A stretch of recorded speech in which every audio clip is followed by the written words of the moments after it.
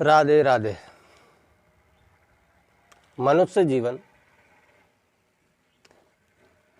इसके अंदर जिसको देखें पूरे संसार के अंदर हर जीव दुखी है,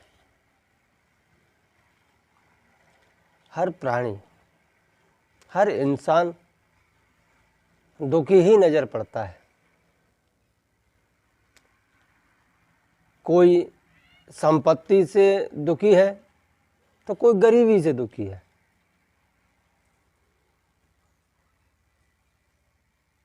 इस दुख को दूर करने के लिए ऐसा कोई उपाय तो कोई बता नहीं सकता कि कोई करोड़पति हो जाए, क्योंकि सुख दुख अपने मन को आभास होते हैं।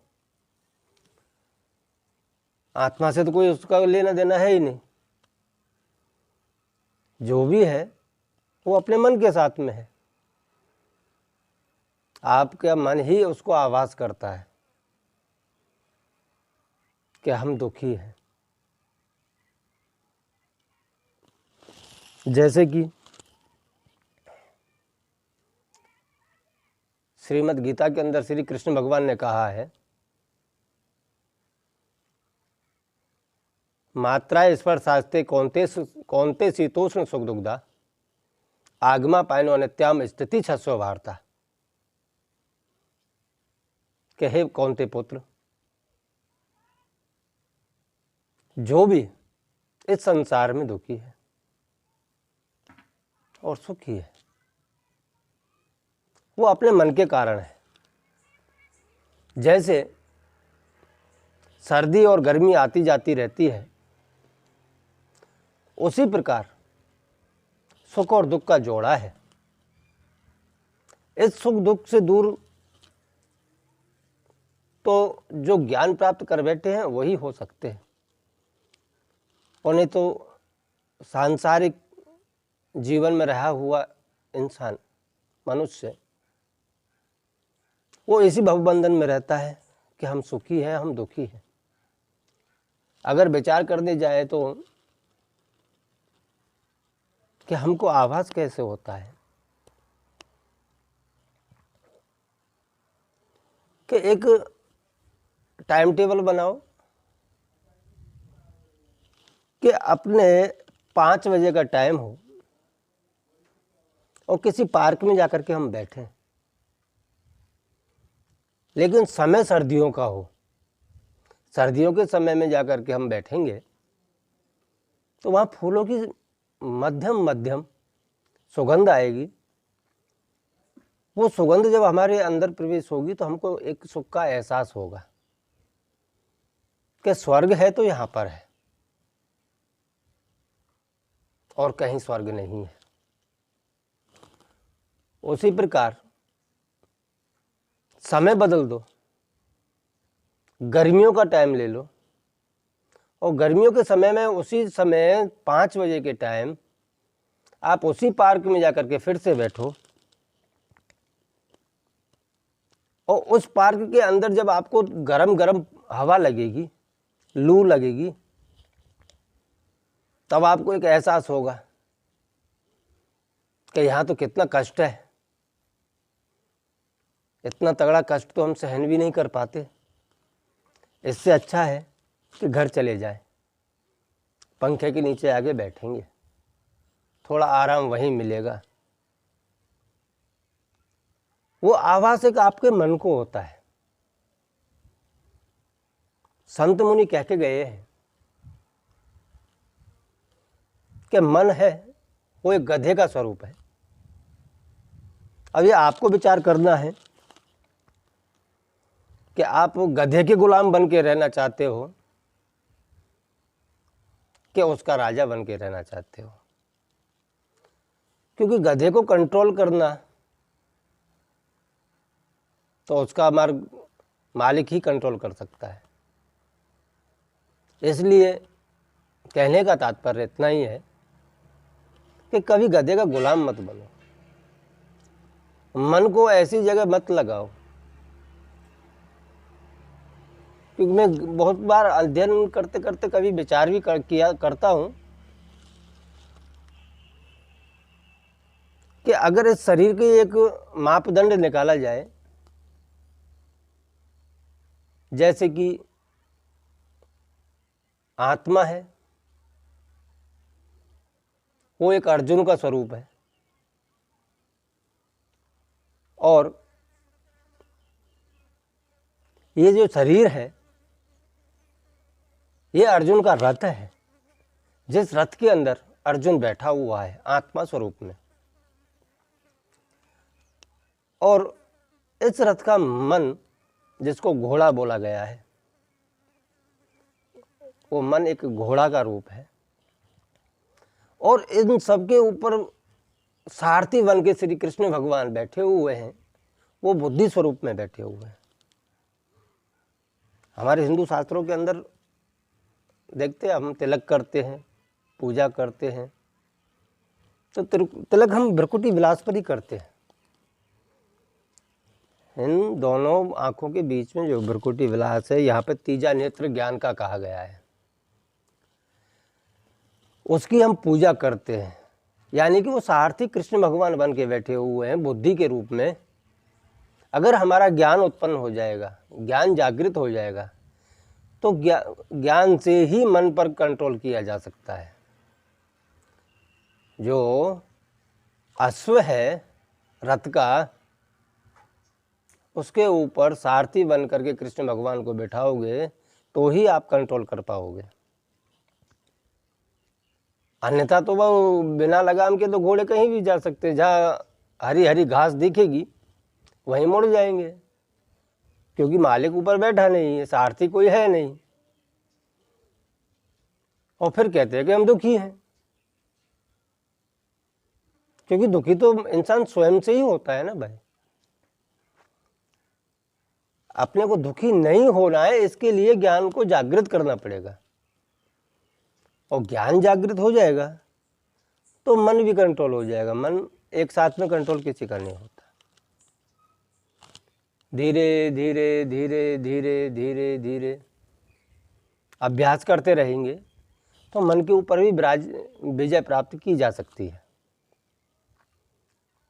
मन मतंग माने नहीं, कहावत है कि वो तो मस्त है, वो तो कहीं मानता नहीं है। पर उसको मनाया कैसे जा सकता है, ये अपने को विचार करना है।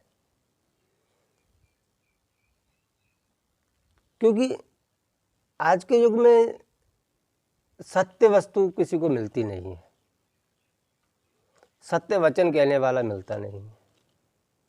हर किसी को लगा हुआ है कि बस कौन आए और किसको अपने बैठा ले और किसको मोटा ज्ञान दे दे, ताकि आगे चल के वो अपने सेवा किया करे। पर मुझे लगता है कि ये सब जो सत्य को छुपा करके बैठ गए हैं, उसको जागृत करना चाहिए, समाज के अंदर वितरण करना चाहिए। और समाज के अंदर जब हम सत्य वस्तु को रखने जाएंगे तो थोड़ी कष्टी तो होगी, थोड़ी तकलीफ होगी, क्योंकि सत्य कभी हार नहीं सकता, और सत्य हारेगा नहीं, पर उसको झूठ फैलाने वाले थोड़ा दबा सकते हैं। लेकिन सत्य को प्रयत्न करते रहेंगे तो आज नहीं तो कल वो जागृत होगा, और अपनी छवि, अपनी छाप अच्छे ही छोड़ेगा। कहावत है कि सत्य की हमेशा विजय होती है। उस विजय के लिए सत्य को एक बार पकड़ना सीखना चाहिए, और नहीं तो अपने ऊपर तो कुछ भी कष्टी नहीं पड़ी हुई। विचार कीजिए, श्री रामचंद्र भगवान, जिनका सुबह में राज्याभिषेक होने वाला था, लेकिन विधि का विधान एक ऐसा कि जहां राज्याभिषेक होने वाला था वहां 14 वर्ष का वनवास आ गया, पर उन्होंने उसको कभी कष्ट नहीं माना, कभी दुखी नहीं हुए। उसका कारण है कि विवेक, ज्ञान जिसको प्राप्त हो जाता है उसके लिए कोई कष्ट नहीं आता है। होगा वही जो राम रचि राखा, कोकई बहुत बढ़ावे साखा। तुलसीदास जी ने कहा है कि वही होगा जो श्री रामचंद्र जी ने लिख दिया है। हम तो खाली झूठी आशा बांध करके बैठे, कल हमको ये कार्य करना है, 1 घंटे के बाद में वो कार्य करना है, हमको करना है, ये हमारी अभिलाषा है, पर वो हम करते नहीं, क्योंकि कराने वाला ऊपर वाला है, वो कराएगा, जो लिख दिया है वही होगा। हम तो हमारी मर्जी से एक श्वास भी नहीं ले सकते, फिर दूसरा कार्य करने की तो बात ही कहाँ आती है। क्योंकि जिस शरीर के अंदर हम रहते हैं उस शरीर का ही हमको भाड़ा देना पड़ता है, कितने दिन रहना है, कैसे रहना है, क्योंकि एग्रीमेंट पहले से बना हुआ होता है। आज के युग के हिसाब से बताया जाए तो क्या इस शरीर में रहने का एग्रीमेंट हो चुका है, कितने बरस तक रहना है, कितनी श्वासें लेनी है। वैसे मनुष्य 24 घंटे में 21,600 बार श्वास लेता है, लेकिन उसको ये नहीं पता है कि अगली वाली श्वास आएगी या नहीं आएगी। फिर भी हम लंबी लंबी सोच रख करके, लंबा लंबा विचार करके अपनी मर इकट्ठा ही करने में लगे रहते हैं पूरे जिंदगी। लोग कहते हैं ना कि जिसको दिया है वो खा नहीं सकता, और जो खा सकता है उसको भगवान ने दिया नहीं है। कारण इतना ही है कि कर्म है, उसने पूर्व जन्म में अच्छे कर्म किए होंगे इसलिए उसको दिया है, लेकिन जो इंसान खिला नहीं सकता उसको खाने का भी अधिकार नहीं है। शास्त्र कहते हैं खाने का अधिकारी वो नहीं है जो किसी को खिला करके राजी ना हो। इसलिए अपने को जितना ज्ञान जहाँ से भी प्राप्त हो वहाँ से लेना चाहिए। और रही बात सुख दुख की, ये तो जीवन काल का एक नियम ही है कि जब श्री रामचंद्र भगवान के ऊपर दुख आए थे, राजा दशरथ के ऊपर दुख आया, क्योंकि चक्रवर्ती राजा थे, फिर भी उनके ऊपर कष्ट तो आया। श्री रामचंद्र भगवान ने वो कष्ट को पकड़ा नहीं, इसलिए वो उसके हिसाब से चलता रहा, और दशरथ जी ने पकड़ लिया तो प्राण त्यागने पड़े। फिर इतना ही पड़ता है, अपने कीजिए, मना नहीं करते कि काम नहीं करना चाहिए, इकट्ठा नहीं करना चाहिए, कीजिए। परमार्थ परमो धर्मः, क्या बड़े में बड़ा धर्म है तो परमार्थ है। खाली वहां पे अपनी विचार शक्ति को थोड़ा चेंज करना पड़ता है। मैं मना नहीं करता कि आप परिवार के लिए मत कीजिए कुछ, लेकिन शास्त्रों के अंदर कहा गया है कि हर शरीर के अंदर परमात्मा बैठा हुआ है। आत्मा सो परमात्मा, वो आत्मा है, वो परमात्मा का ही स्वरूप है। तो उसमें आप अपने बच्चे का रूप ना देख करके परमात्मा का रूप देख करके आप उसके लालन पालन पोषण करें तो वो है तो आप ही का परिवार ना। आप खाली मन के अंदर एक संकल्प करके यही विचार करें कि ये परिवार है, ये भगवान का ही स्वरूप है। मैं तो भगवान की ये हाजिरी जो लिखी हुई है ऊपर, उसको मैं भज रहा हूँ, उसी कर्म को कर रहा हूँ जो मेरे में लिख चुका है, पर मैं सेवा कर रहा हूँ मेरे परिवार की, मेरे भगवान की सेवा कर रहा हूँ। परब्रह्म परमात्मा एक अंश, उसका अंश है आत्मा, हम तो उसकी सेवा कर रहे हैं।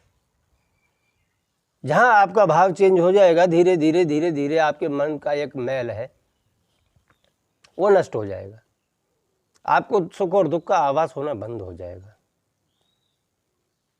क्योंकि कारण है कि अपने जब से जन्म लिया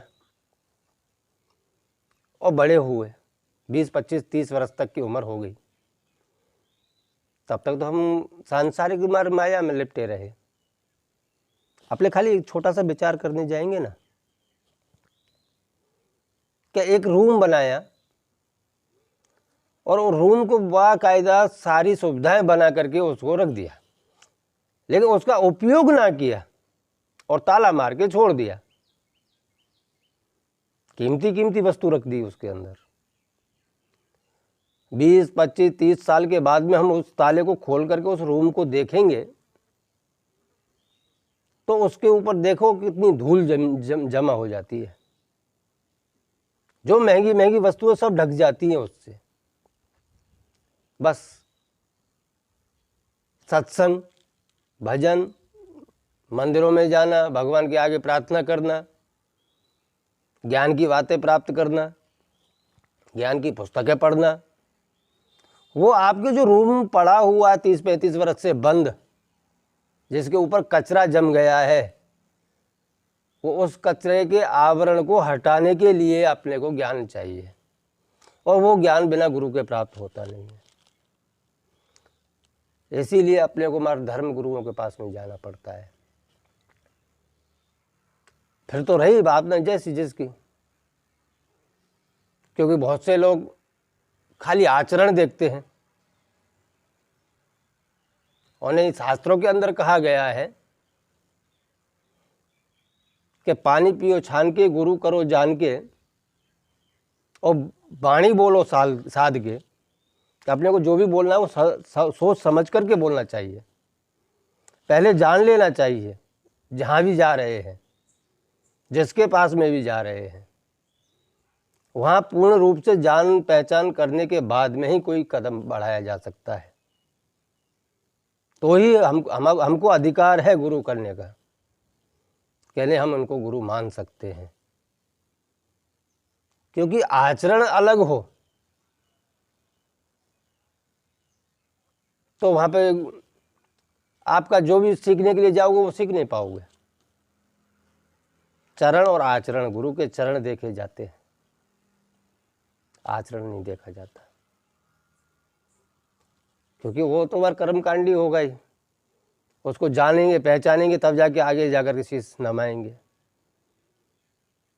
वो आपको खाली रास्ता बता सकता है, आपके सुख दुख में कोई भाग नहीं पाड़ सकता कि आप दुखी हो। दुखी इंसान अपने हिसाब से ही होता है। मैं कल कहीं बैठा था तो बैठा बैठा एक पुस्तक के ऊपर हाथ गया, वो मैं बाँच रहा था तो उसके अंदर देखा और विचार किया कि इंसान दुखी क्यों है। मेरा जो अंदर से जो आवाज आई कि इंसान स्वयं के हिसाब से ही दुखी है। वो स्वयं मांगता है दुख, नहीं परब्रह्म परमात्मा कभी किसी को दुख देते नहीं है। अब वो मांगता कैसे है? मैंने शायद अगले वाले वीडियो में बताया है कि कर्म 3 प्रकार के होते हैं, तो उसी हिसाब से आपको फल प्राप्त होता है। आप कहीं मंदिर में गए और मंदिर में जाने के बाद में आपने भगवान से प्रार्थना की कि मैं बहुत दुखी हूं, मुझे ये दे दो, अरे मेरा वो कार्य नहीं हो रहा, मैं बहुत दुखी हूं। पर दुखी तो तुम स्वयं मान के चल रहे हो ना, वही ना, वही ब्रह्म शब्द ब्रह्म है ना, वही रिटर्न होकर के आपके पास में आता है। तो क्यों ना हम भगवान से अच्छा अच्छा मांगे, प्रार्थना करें। कभी किसी ने विचार किया जाके भगवान से कि भगवान के पास में जो भी जाता है वो मांगने ही जाता है?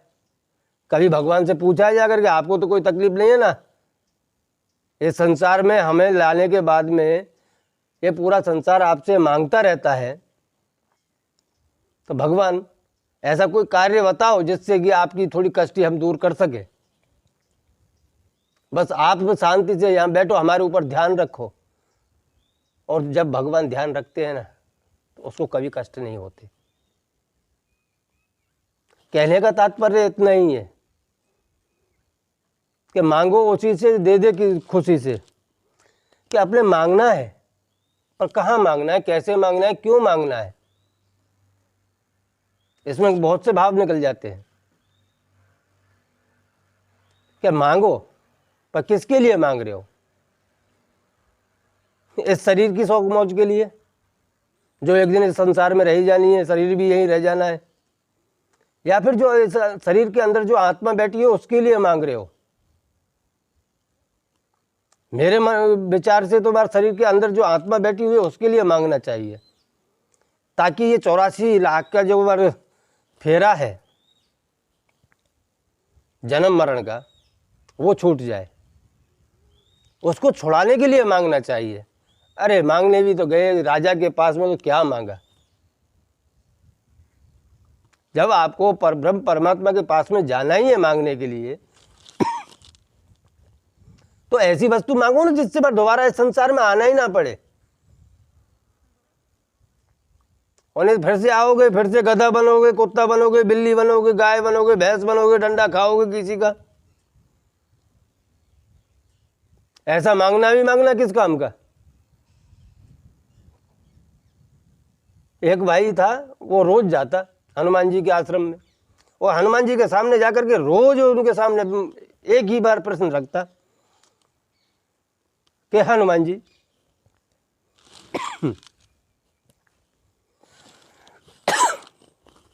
मुझे 1 करोड़ की लॉटरी लगवा दो।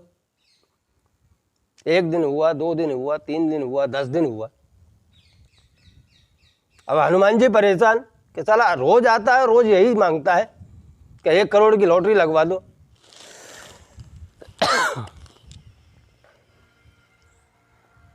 एक दिन हनुमान जी को थोड़ा गुस्सा आया, उठ करके एक गाल पर मार दिया। और हनुमान जी बोले कि साले पहले जाके हमारा लॉटरी का टिकट तो खरीद, उसके बाद में तेरी लॉटरी लगवाऊंगा। तो वही वाला हिसाब किताब अपना है। मांगते भी तो ऐसे हैं जो हमारा कार्य जिससे सिद्ध नहीं होता, जो हमारा कार्य उस रास्ते के लिए बना ही नहीं है, हम ऐसी चीजें क्यों मांगे? इसलिए अपने आत्मा की कल्याण करने के लिए मांगो तो ऐसा ही मांगो कि भगवान हमें सद्बुद्धि दे, अच्छे विचार दे, और इतनी ही थोड़ी सी संपत्ति दे जिससे मैं अपने परिवार का पालन पोषण कर सकूं। और कोई भूखा आया हो परिवार में, हमारे परिवार के अंदर मांगने के लिए, तो मैं उसका भी पेट भर सकूं कि प्रभु मुझको इतना दीजिए जामे कुटुंब समाए, मैं भी भूखा ना रहूं और साधु भी भूखा ना जाए। बस प्रभु के पास में इतनी सी मांगनी तो बहुत है। बाकी का जो मांगना है वो तो तुम्हारा अपने आत्मा परमात्मा के लिए मांगिए कि संसार में दोबारा से आना ना पड़े। उन्हें मांग मांग के तो बार अपने बुढ़े हो गए, हमारे पूर्वज भी मांग मांग के चले गए। तो होगा तो वही जो लिखा हुआ है ऊपर। चलो आज के लिए इतना ही बोल करके वाणी को विराम देते हैं। फिर मिलेंगे कल से किसी नए अध्याय के साथ। राधे राधे। जय रणजीत हनुमान।